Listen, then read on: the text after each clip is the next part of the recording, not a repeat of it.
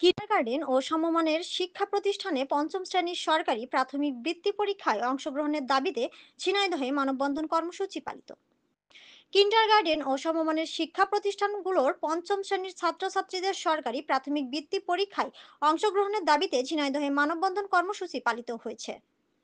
বুধবার 30 জুলাই সকাল 11টার সময় শহরের পোস্ট অফিস মোড়ে বাংলাদেশ কিন্ডারগার্টেন ঐক্য পরিষদের আয়োজনে ঘণ্টাব্যাপী এ কর্মসূচি পালিত হয়।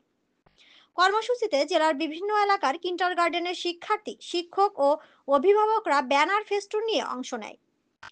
বাংলাদেশ কিন্ডারগার্টেন ঐক্য পরিষদ জেলা শাখার সাধারণ সম্পাদক কামাল হোসেনের পরিচালনায় সে সময় বক্তব্য রাখেন Bangladesh pre cadet and school foundation জেলা শাখার সভাপতি আবুল কালাম আজাদ, রংধনু কিন্ডারগার্টেন স্কুলের পরিচালক মুক্তার হোসেন, উদয়ন বিদ্যানিকেতনের পরিচালক মনিরুজ্জামান মানিক, মাতৃছায়া প্রি ক্যাডেটের পরিচালক বেলাল হোসেন, দা নেক্ট্র প্রি ক্যাডেটের পরিচালক বলাই বিশ্বাস, শহীদুল ইসলাম, মনিরুজ্জামান টনি এবং 43টি কিন্ডারগার্টেন ও সমমানের শিক্ষা প্রতিষ্ঠানের পরিচালক, শিক্ষক, শিক্ষিকা সহ অন্যান্যরা।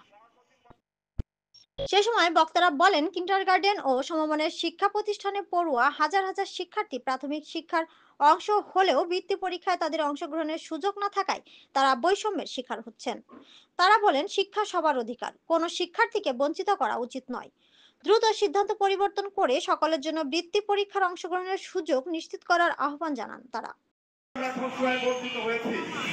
ইতিপূর্বে আমাদেরকে সুস্থ সেই সকল শিক্ষা প্রতিষ্ঠানে যত ভালো রেজাল্ট করে এই কিন্ডারগার্টেন স্কুলরা আমার পাশে গভর্নমেন্ট গার্লস স্কুল এই আন্দোলন করে যাচ্ছি।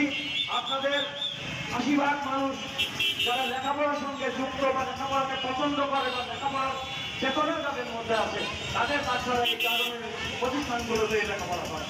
আজকে এই মানববন্ধনের আমরা শেষ পর্যায়ে আমরা সবাইকে ধন্যবাদ জানাচ্ছি।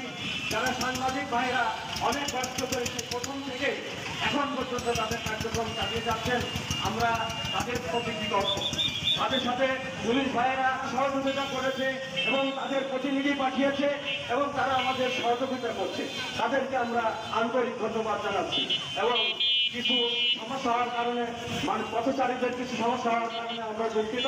আমরা বাধ্য হয়ে এদেশে শিক্ষা আন্দোলনের ক্ষেত্রে আমরা উন্নত শিক্ষা ব্যবস্থার দাবিতেই আমরা আজকে আপনাদের পক্ষ দিচ্ছি।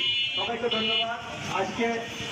আজকে যারা বিভিন্ন স্কুল থেকে অংশ নিয়েছে, শিক্ষক, অভিভাবক, ছাত্রছাত্রী অনেক কষ্ট করে সাধারণ মানুষের একাংশ এখানে এসেছেন, তাদের সবাইকে আমি ধন্যবাদ জানাচ্ছি।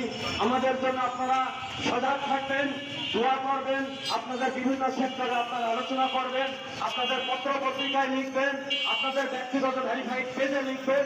আমরা আশা করি যে এই আন্দোলন থেকে আমরা জয়লাভ করব। আমরা আমাদের পরবর্তী কর্মসূচি, কেন্দ্র ঘোষিত কর্মসূচি আপনাদের সঠিক সময় আমরা জানিয়ে দেবো ইনশাআল্লাহ। সবাইকে ধন্যবাদ জানাচ্ছি। সবাই ভালো থাকবেন। আজকে অনুষ্ঠান সফল হয়েছে, সবাই দোয়া করবেন আগামীতে আমরা যাতে সফল হতে পারি। আসসালামু আলাইকুম ওয়া রাহমাতুল্লাহ।